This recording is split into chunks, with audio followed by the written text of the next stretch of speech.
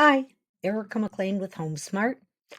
If you're here today, you know we're talking about another property that didn't sell, and it's not always necessarily the price, and it wasn't in this case. So let's dive into it and see what happened.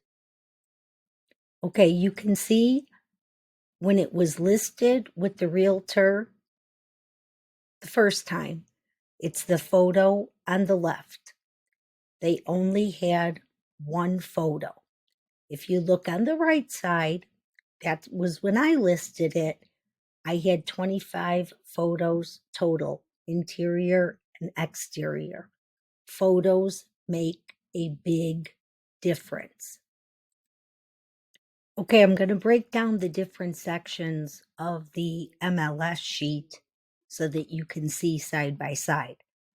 On the left, this was from the previous agent. Under school data, they just had District 401, which is all of Elmwood Park. On the right-hand side, I listed the schools because even though Elmwood Park is all District 401, the elementary school, they have two of them. They have John Mills and they have Elmwood. This property falls into the Elmwood School District, not John Mills. So that schools are a searchable field.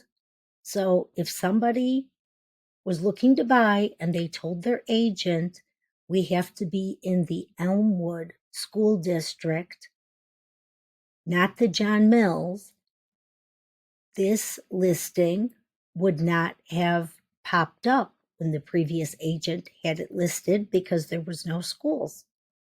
Okay, here's another section from the MLS, again, comparing side by side. On the left-hand side is what the previous agent had, and this is all kind of multiple choice. But they had the dining room listed as combined with the living room. It's not. I had it listed as separate.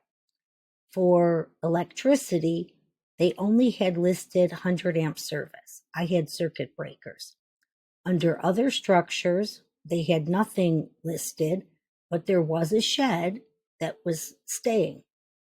Sometimes these little things go a long way. Okay, here's another section of the MLS comparing side by side. On the left side was the previous agent. Under laundry features, nothing was listed. And like I said, these are all multiple choice.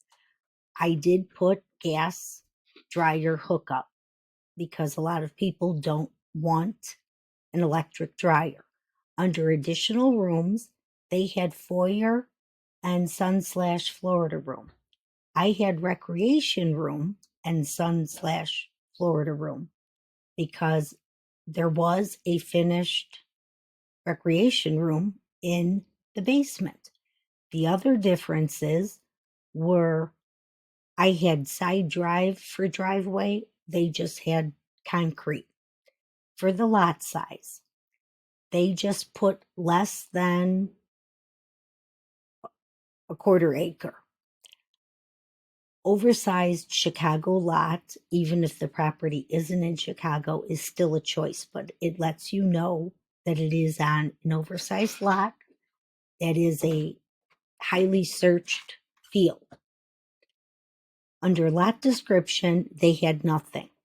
I did put fenced yard. That's one of the options to put in, and it is a searchable field for a lot of buyers. If they have kids or they have a dog, even though I tell my buyers, well, let's not limit it by ones with fenced yards. You can always put up a fence yourself.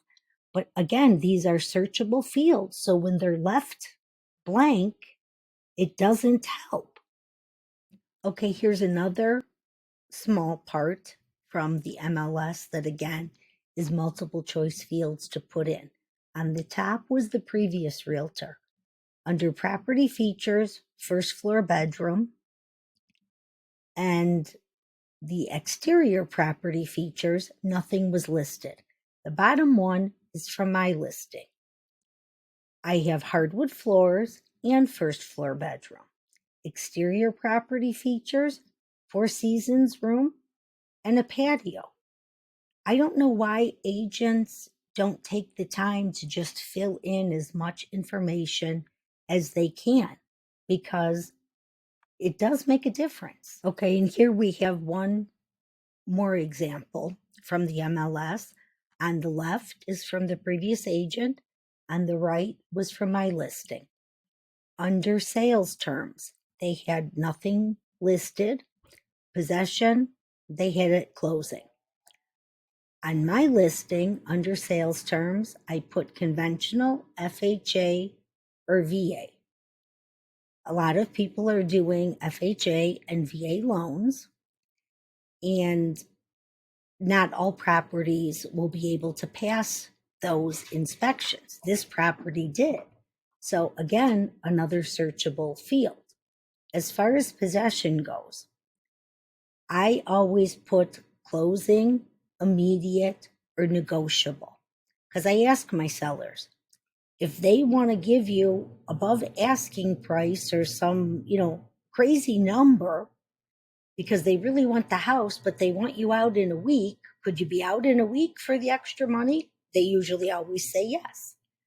When you put closing on there, it almost looks like the seller needs to sell. They need to hurry up and close, which is gonna, in my opinion, get you lower offers.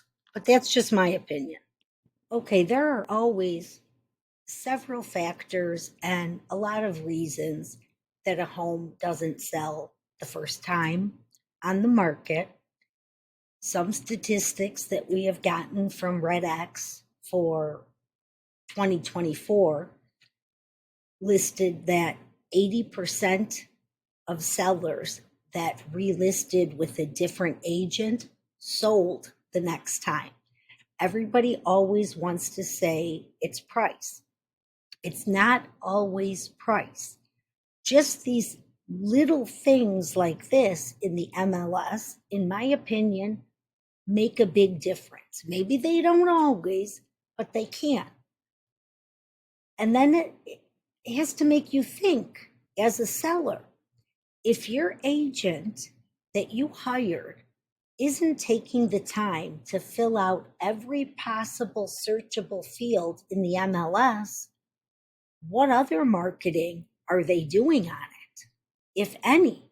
Are they just throwing it in the MLS and hoping that it sells?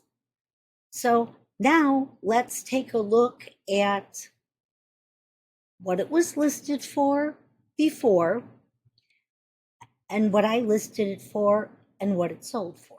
Okay, when this property was first listed, not by me, they started with a listing price of $369. They wound up doing price reductions of $20,000 and they had it down to $349, and it was on the market for a total of 63 days. Okay, this now is from when I listed the property. We went with a list price of $362, sold for $360, and it was on the market for a total of 9 days. Now, these sellers didn't make any improvements, any changes at all to the house, but the previous agent had them lower it to $349.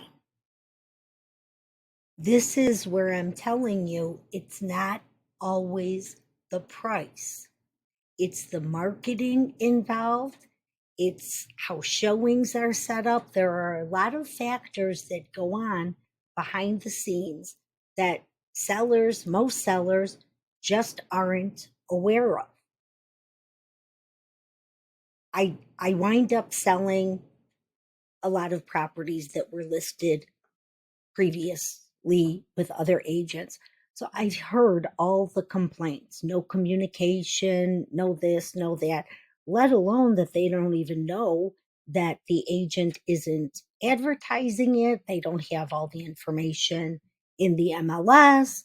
They're taking their own pictures of the property with their phone instead of hiring a professional photographer. All these little things make a difference. By far, I'm not saying that I am the perfect agent or the best agent out there, but when a seller hires me to get their house sold, that is what I put all of my effort into getting done. So I hope you found this information helpful, insightful. Please like, subscribe, hit the bell so you'll be notified of future videos. Hope you'll be back to see another one. But for now, I'll say bye and thank you so much for watching.